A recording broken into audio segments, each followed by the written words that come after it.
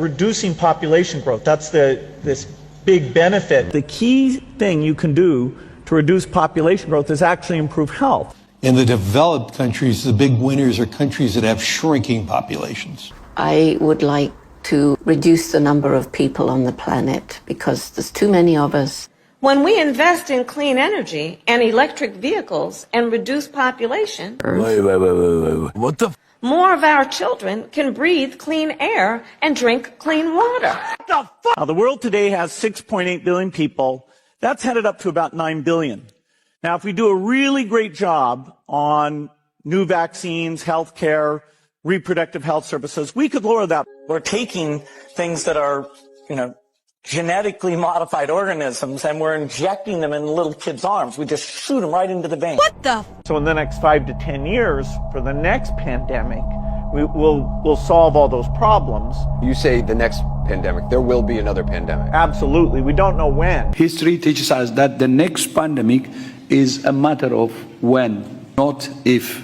We know what's next. We're going to have another major coronavirus pandemic before the end of this decade, before 2030. If we really want to prevent the next pandemic, and there will be one, there will absolutely be an outbreak of another pandemic. It may be next year. We need more money to plan for the second pandemic. There's going to be another pandemic.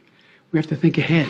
We definitively will have to face other surprises, black swans, as they are called, maybe different kinds of viruses. But also there will be a surprise outbreak. Most of the work we're going to do to be ready for pandemic 2, I call this pandemic 1. We just need to mess around. The EPA recently approved an experimental use permit to Oxitec, a biotech company funded by the Bill and Melinda Gates Foundation.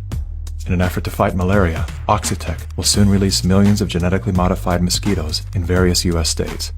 Programs are being developed to allow human immunization via mosquito bite. It was Science magazine that coined the phrase, flying syringes. Just then, by sheer coincidence.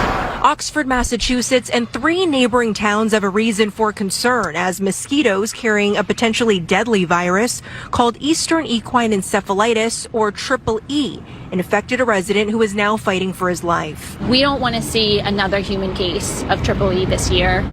The rare but dangerous disease can cause swelling in the brain. There's no treatment and anyone can get infected. The death rate is as high as 30%. The city is applying pesticides to reduce the threat of the West Nile virus.